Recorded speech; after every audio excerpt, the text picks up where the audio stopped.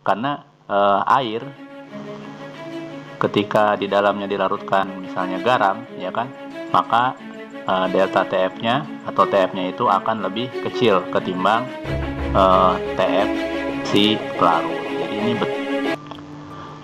ya, assalamualaikum warahmatullahi wabarakatuh, teman-teman. Dalam mempelajari sifat koligatif, kita akan selingi dengan latihan soal-soal menghadapi UTBK ya, karena teman-teman kelas 12 ini siap-siap untuk berlatih menghadapi UTBK.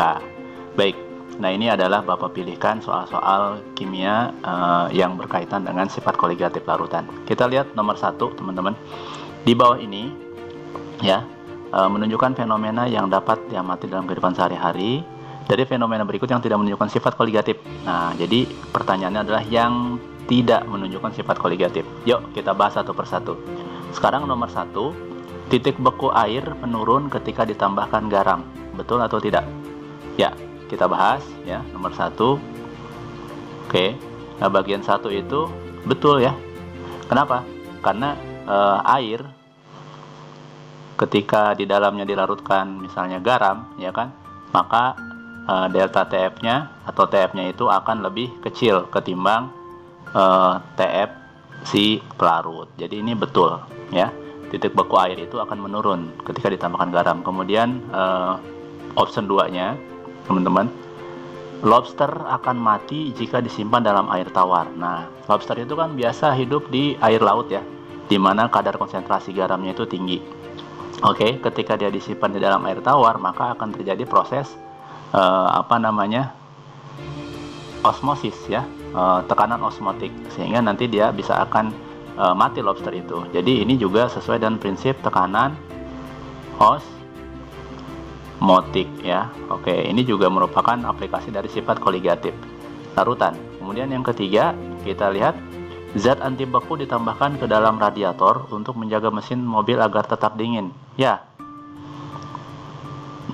radiator itu adalah zat anti beku ya, atau juga penahan dingin, sehingga nanti ketika di dalam mesin radiator itu ya ditambahkan etilen glikol atau zat anti beku, maka nanti kan biasanya etilen glikol atau anti beku itu ya, anti beku itu nanti dilarutkan juga di dalam air. Nah, kalau radiator itu diisi air saja, maka kalau mesin ini panas, dia pada suhu 100 derajat itu sudah mendidih. Tapi kalau misalnya ditambahkan dengan anti beku, maka pada suhu 100 derajat radiator itu belum mendidih ya, sehingga menjaga agar mesin tetap dingin. Oke, ingat ini sesuai dengan prinsip apa? Kenaikan titik didih ya. Kalau ini delta TB ya, delta TB. Nah, kalau ini tadi prinsip tekanan osmotik. Kalau ini tadi TF ya, delta TF. Oke, ini delta TF. Nah, kemudian yang nomor 4. Oke, kita lihat pada daerah pegunungan waktu untuk memasak spaghetti menjadi lebih lama katanya. Betul nggak? Nah, ingat teman-teman, ini berarti berkaitan dengan tekanan uap ya, tekanan uap larutan. Ingat, ini pegunungan, ini dataran rendah ya. Ini pegunungan itu tekanan uapnya itu, tekanan udaranya itu lebih kecil ketimbang tekanan di daratan atau di dataran rendah ya. Ini tekanan udara itu lebih besar, sehingga kalau kita masak di daerah pegunungan, oke, air itu tidak mendidih pada suhu 100 tapi di bawah 100 derajat. Kenapa? Karena tekanan udaranya itu lebih kecil. Emang kenapa, Pak?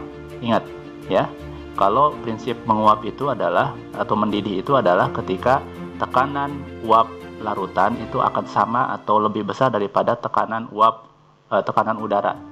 Jadi ya, ini udara atau sekitarnya, ini ada tekanan uap. Ketika itu tercapai, maka terjadilah mendidih. Nah, karena tekanan udara di pegunungan itu lebih kecil ketimbang di darat, maka memasak spaghetti ya akan lebih cepat. Oke. Jadi berarti yang salah itu hanya ini, yang 4, ya kan? Maka ini salah ya. Nah, kalau dalam UTBK itu kan ada option, misalnya kalau 1 2 3 benar itu A ya kan. Kemudian 1 3 benar B, 2 4 benar C ya. Kalau 4 saja itu D ya kan ya. Nah, jadi ini berarti jawabannya adalah D ya. Bukan option PG ini, tapi ini option yang pilihan seperti itu. Jadi yang tidak menunjukkan sifat koligatif yang nomor 4 ya. Harusnya kalau ingin betul ini apa? Menjadi lebih sebentar ya, itu menunjukkan sifat koligatif. Oke, kemudian kita lanjut ke soal nomor 2 ya, teman-teman. Ya, penurunan titik beku larutan 0,1 mol gula ya kan ya. Ini gula itu zat non elektrolit dalam 1 kg air adalah T derajat Celcius gitu ya.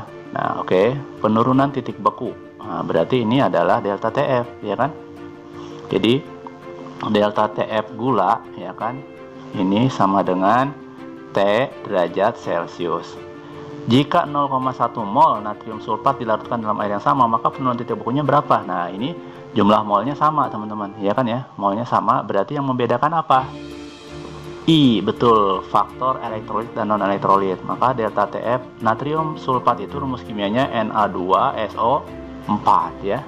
Ini kalau diionkan menjadi 2Na plus ditambah SO4 min 2. Maka ini adalah faktor N-nya sama dengan 3. Artinya berarti ada I-nya sama dengan 3 ya, seperti itu. Nah, nanti berapa penurunan titik bekunya? Ya sudah, berarti delta TF-nya si Na2SO4 itu adalah 3 dikali dengan T derajat Celcius. Jadi jawabannya 3T derajat Celcius. Jadi jawabannya yang B. Ini ya teman-teman ya. Oke. Nah, ini ingat lagi ada elektrolit, ada non elektrolit. Jadi natrium sulfat ini adalah elektrolit. Jadi ada faktor Van Hoff di sini. Ingat, Van Hoff itu adalah lambangnya I ya. Oke. Nah, lanjut soal nomor 3 ya. Baik, sebanyak 620 gram etilen glikol dilarutkan dalam 5 kg air. Titik beku larutan tersebut pada 1 atm berapa? Oke, nah ini berarti dia berbicara tentang delta TF ya, atau TF. Jadi yang ditanyakan itu sebetulnya adalah TF-nya berapa. Untuk menghitung TF kita mulai dari delta TF ya. Rumusnya adalah KF dikali M ya. Nah, karena ini adalah etilen glikol, teman-teman, dia itu non elektrolit, sehingga tidak butuh faktor Van Hoff. Jadi cukup seperti ini, ya kan? Sudah, berarti kita tinggal masukkan 1,86 dikali molal itu, rumusnya kan gram, 620 gram per mr. Nah, mr-nya itu berapa? 62 ya, dikali. Nah, karena ini dalam kilogram teman-teman, jadi rumusnya tidak usah pakai per 1000, tapi cukup 1/5 ya. Sama saja sih, nanti 1000 per 500 per 5000 ya, 1/5 juga.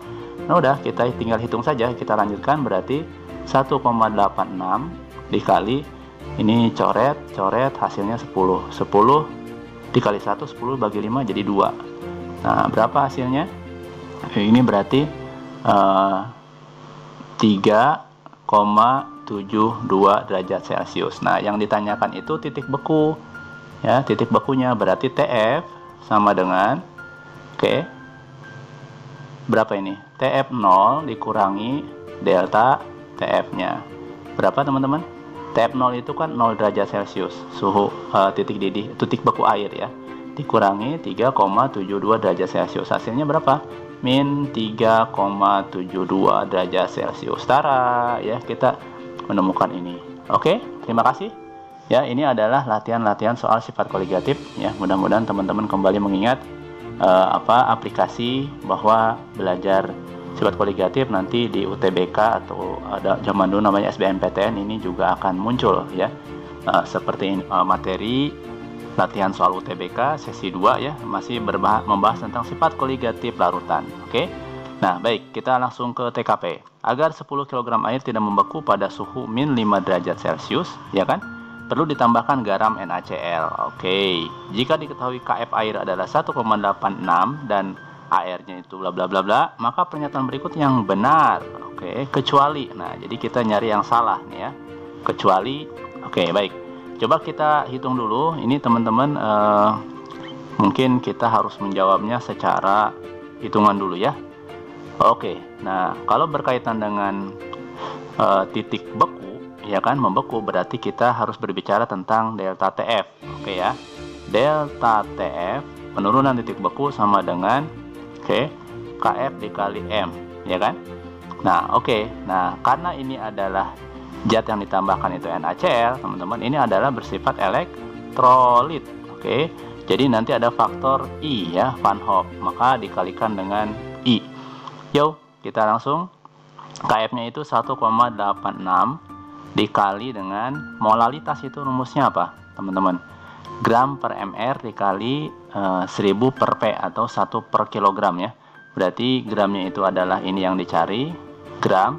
Mr dari zat yang dilarutkannya itu NaCl. NaCl itu berarti Na itu berapa ini, teman-teman? Oh, ternyata tidak ada ya.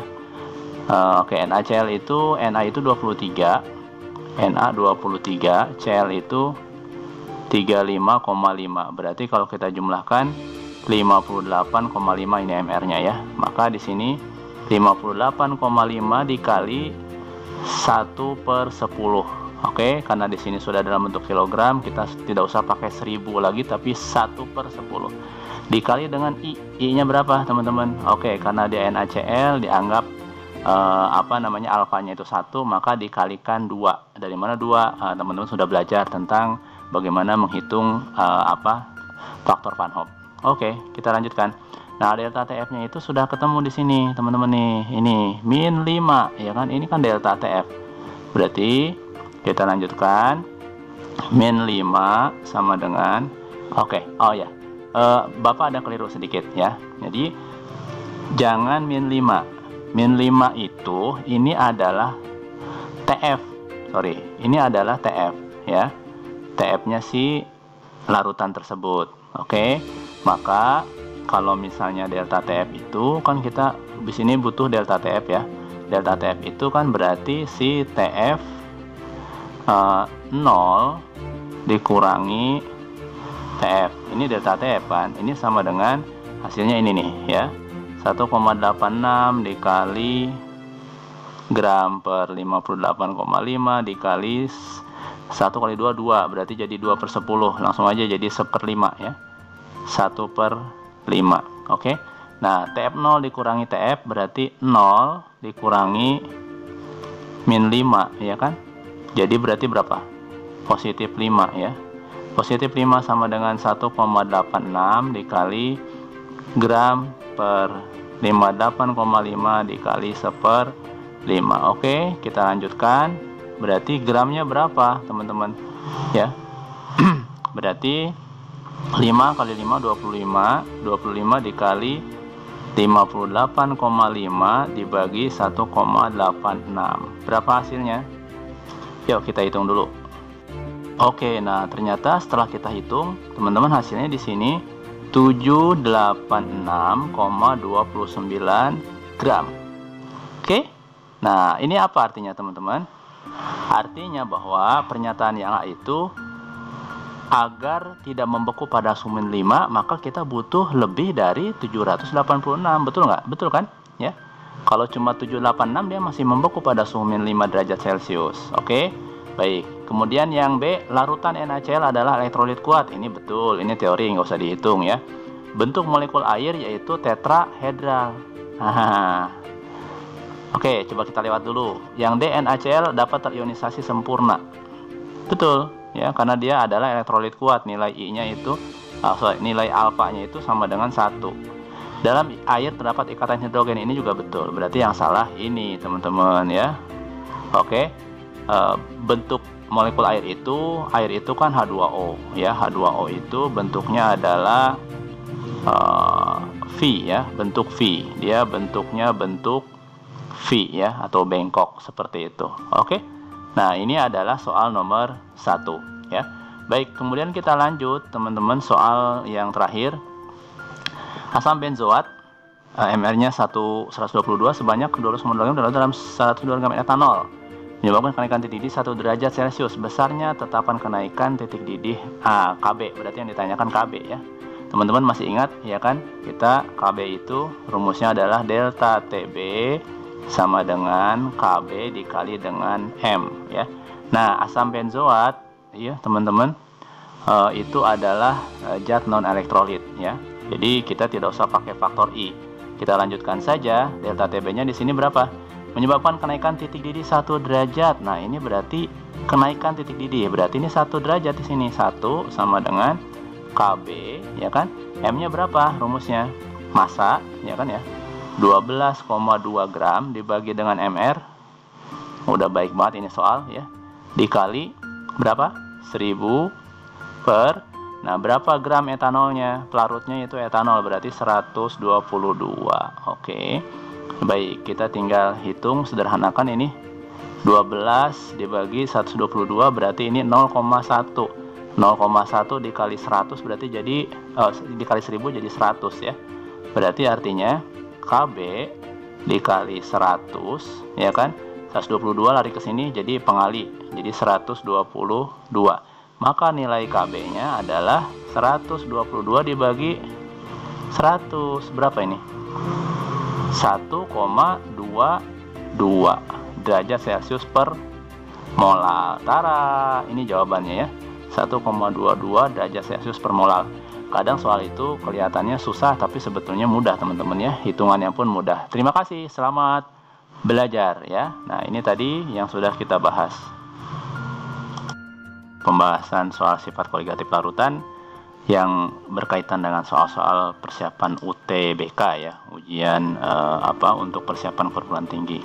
Baik, kita coba langsung ke TKP.